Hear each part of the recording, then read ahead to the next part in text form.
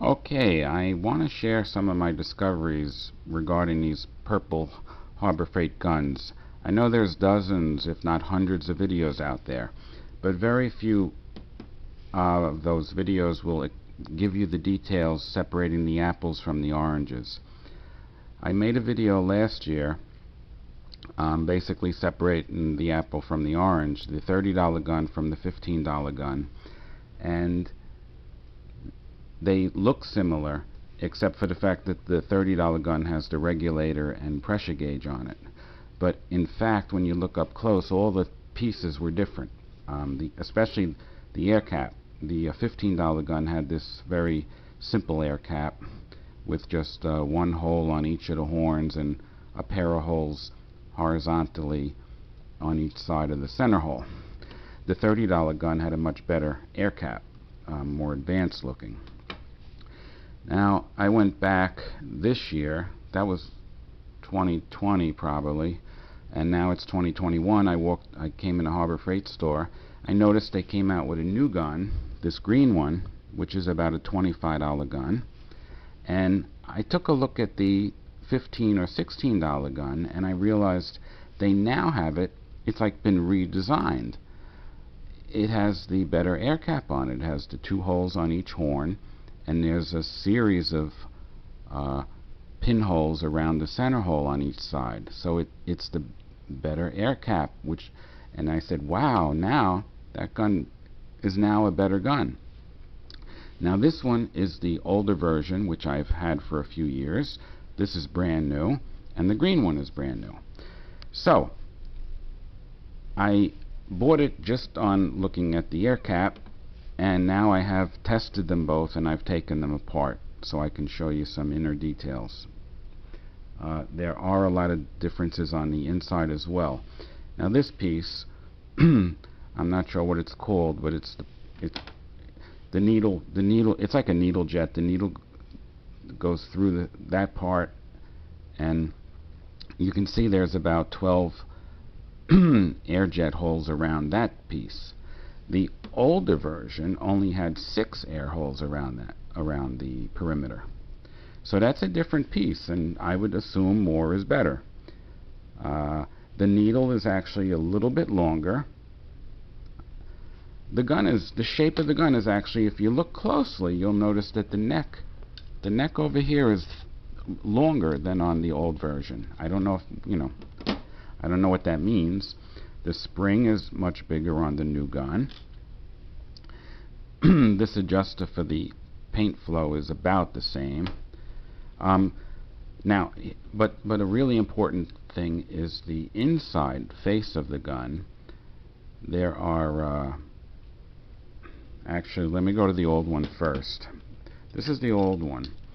Now you see there's holes on the outer perimeter, but actually only this one was a real hole, an air hole. These are more like just for show.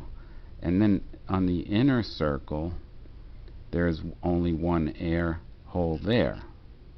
Okay, that was the old $16 gun. Now the new one, same price, or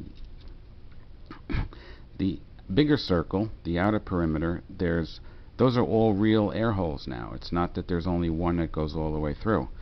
And on the inside, the inner circle, there's actually a series of holes going around the perimeter too. So that's way better looking. Okay, now I would conclude, and I assume, that this gun is going to have a higher CFM rating than the old one. But the box they didn't change the box yet. It still says 6 CFM at whatever PSI, but I am pretty sure this gun is taking more air now than the old one. So when I sprayed with them both, I used the same paint mixture in both. I used a water-based paint, and the old one almost always gave me like a pear-shaped, even with the maximum fan, it gave me like a pear-shaped, not a very long, tall, thin fan. Unless you were just spraying like pure water, that would, of course, it would fan that out nice. But a real paint was more like a pear shape. The new gun, much wider fan, thinner, and uniform, and the gun seemed to spray much better. Now that's only testing. That's only with some water-based paint that I used, but already I'm sure this gun is much better than that. But the point is, when you look at a video and somebody's talking about the purple gun, you got to try to figure out which purple gun are they talking about. Now there's a new $15 one, which is probably a very good gun. The old one was a cheap, almost useless gun. Some people like them, but maybe they're talking about the $30 version, which probably was a good gun. And there's a new one. Oh, so okay, so that's the end of that point. Another point is, when I bought the new one, I couldn't unscrew this air cap with my hand. It was jammed on there. So I decided I'd return it.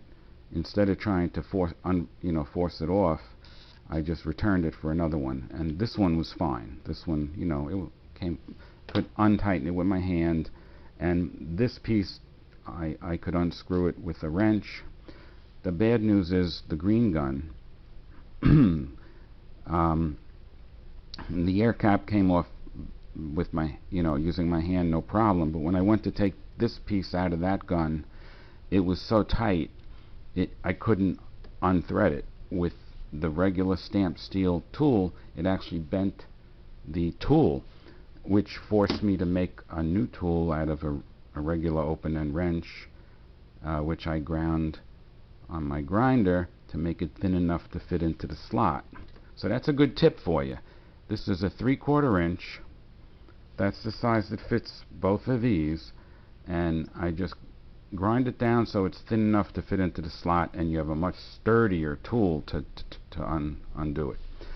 So this one, when I finally did get it to turn with the heavy tool, it wasn't that it was just tight and then it would spin. It was like jammed in there, and it was just not turning right, and little bits of metal were even falling out of it.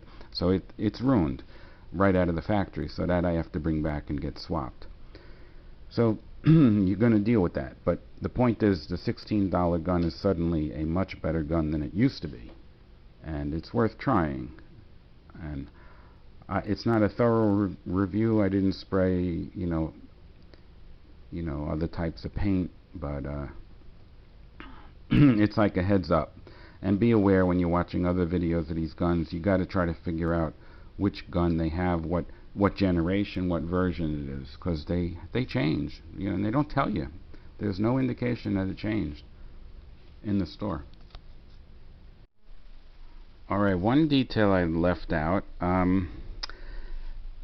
A lot of videos talk about the silicone or the white stuff that you gotta scrape out of them, and I did not see that in this gun anywhere.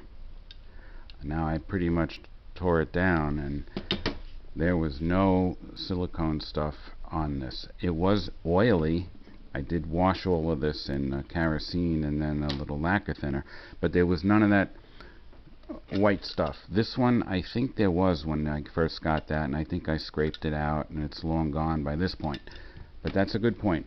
And then other guys talk about the cup leaking and all of that, and I had no problem. It was a pretty good, I just screwed it down here. I had no problem with leaking. I didn't have to put no rubber band around it or anything like that. The only problem I had was the threading on this cap and the inner piece on that gun.